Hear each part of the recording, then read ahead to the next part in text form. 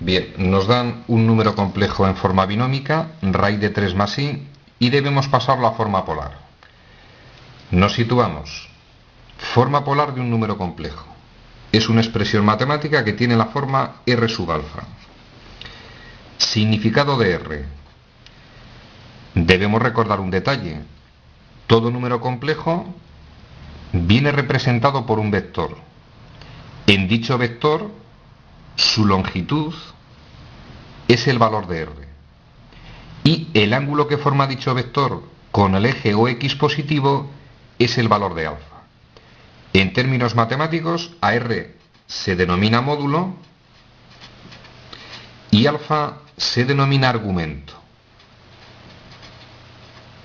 De ahí que sea frecuente que algunos matemáticos a la forma polar la llamen forma módulo argumental. Se denomina argumento, pero repito, a todos los efectos es el valor del ángulo que va a formar el complejo, en este caso el vector, con el eje OX positivo. Yo voy a echaros una mano mediante la gráfica. Debéis saber hacerlo sin necesidad de utilizar la gráfica. Pretendo que lo entendáis. Mirad. Empiezo el razonamiento. Tengo este número complejo en forma binómica. Se supone 1 multiplicado por i. Todo complejo viene representado por un vector. Voy a localizar el vector. Componentes de ese vector. Raíz de 3 en la x, raíz de 3, valor aproximado 1,7. No pretendo ser preciso en el dibujo, pretendo que lo entendáis. Represento raíz de 3 en el eje x, si vale 1,7, aproximadamente por esa posición. En ese punto estaría aproximadamente raíz de 3. Componente en el eje y. El eje y, donde contiene la parte imaginaria, la componente toma el valor 1. Estaría en esa posición. Es evidente, lo vimos en su momento, que el punto que voy a señalar se denomina afijo. Ese punto era el afijo. Si nosotros unimos el origen de coordenadas con el afijo, obtenemos un vector que representa a ese número complejo, en este caso en forma binómica.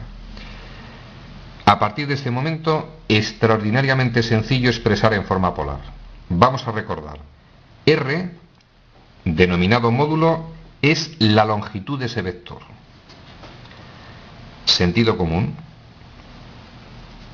Si yo formo este triángulo que tenemos ahora mismo en la lámina, este ángulo de referencia sería el argumento, ángulo que forma el vector con el eje OX, es decir, se corresponde a alfa. Tenemos un triángulo rectángulo.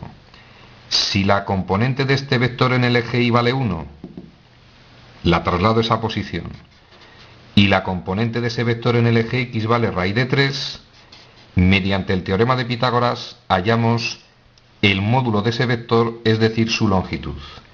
Aplico Pitágoras y me queda r cuadrado va a ser igual cateto cuadrado, raíz de 3 al cuadrado, que es 3, más cateto cuadrado, 1 al cuadrado, que es 1.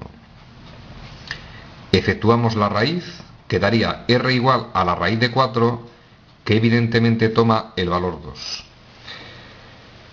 Conocemos el módulo de ese vector, su longitud, toma el valor 2, es decir, conocemos r. ¿Cómo podemos hallar el valor de alfa?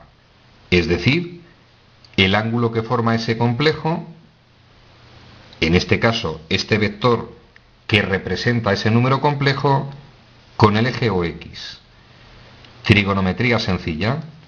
Si tengo un triángulo rectángulo y este es el ángulo alfa, vamos a recordar que la tangente de alfa, por definición trigonométrica, cateto opuesto, que es 1, entre cateto contiguo raíz de 3.